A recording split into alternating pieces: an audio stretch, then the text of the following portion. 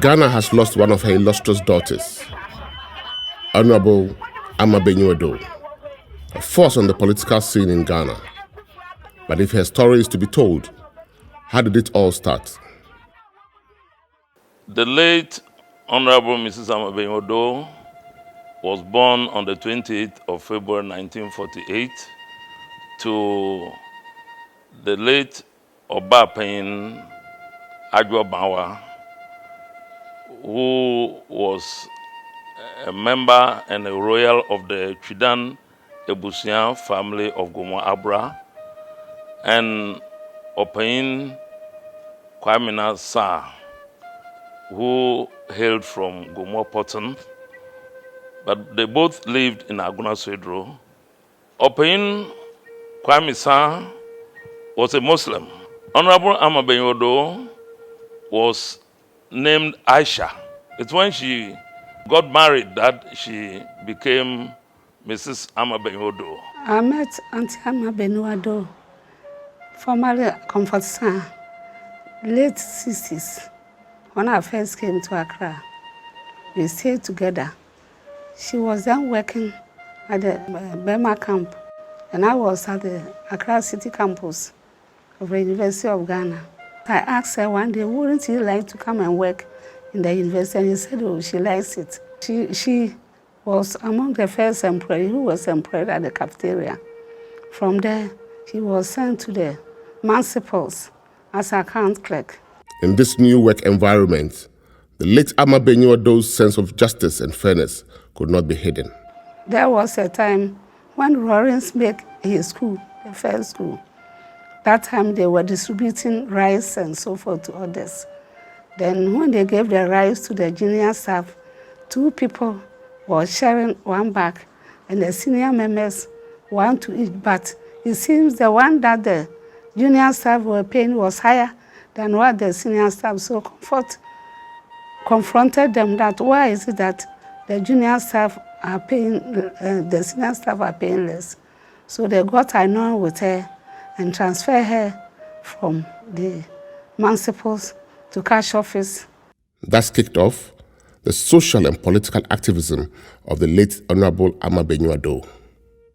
She had the backing of the late head of state, Jerry John Rawlings, who was the one who identified her. Yes, it was Jerry John Rawlings who identified her as a real firebrand in terms of being passionate about the rights of workers when he went to Legon, I think. She became an executive member of the Teachers and Educational Workers Union, TEU, and chairman of the University of Ghana branch of the Committees of the Defense of the Revolution, CDRs, in 1984. Ama's love for advocacy and women's empowerment naturally drew her to the 31st December Women's Movement.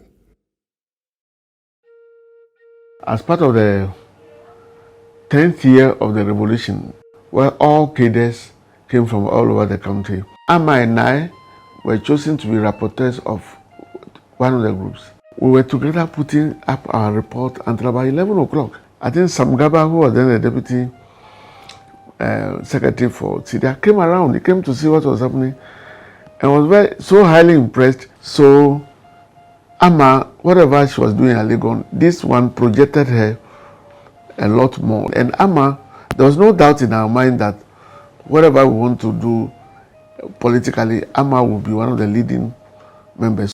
So when democratic rule was reinstituted in Ghana in 1992, Ama Benyiwa was the choice of the people of the Gomua West constituency as their member of parliament. She was able to become, I think, a 3-term MP. That is not an easy matter under any circumstances in Ghana. And Ama is a very hardworking, very resilient. Whatever job you give her, she does it with a lot of commitment.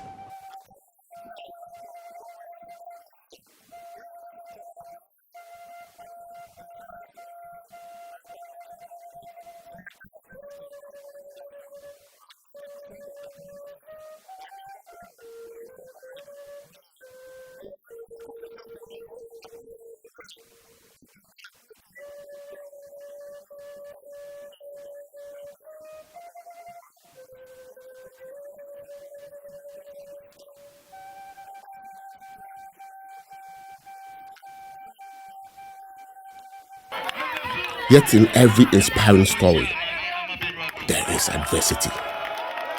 And Amma rose to the occasion when adversity came.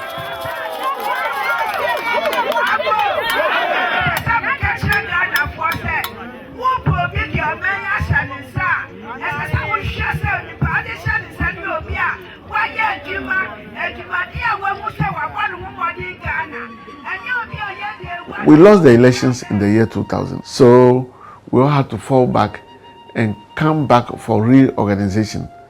Therefore, to project the party, we realized that we were quite weak on the radio stations, particularly the can speak stations, which were coming up very strongly.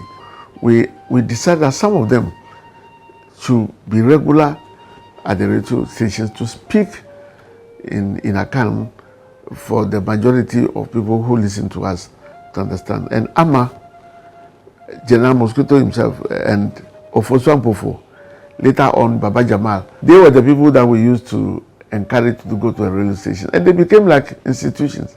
We were in opposition. I came in 2001, and so it was very, very hard for the NDC. And I remember you wake up in the morning and it was the insults and the aggression, towards us. And I kept looking for a station to tune in where I could hear Amma Chavez, my mother, Amma Benyiwa, because her voice was so comforting, it was reassuring. Though we knew her more in public space, the late Honorable Benyiwa had a family life.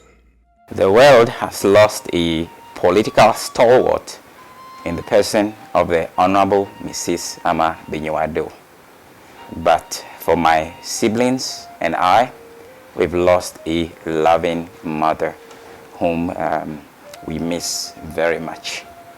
However, as Christians, we mourn, but not as people without hope, because we believe that one day we'll be reunited with her in heaven. Rather, we choose to focus on the positive impacts that she has left in our lives as her children and in her grandchildren as well. On this note, the Royal Chudan Ebusian of Gomwabra would like to see the opportunity to invite all and sundry to join them and the nation as a whole to celebrate her final funeral rites and interment, and also that is on 18th of December 2021, and also her Thanksgiving service on the Sunday 19th of December 2021, all at Gomwa Abra. Adieu, heroine. Adieu, firebrand. You have played your part. You have passed on the torch. Generations will hear of your unyielding spirit. Fare thee well, Honorable Mrs. Amma Benyiwa.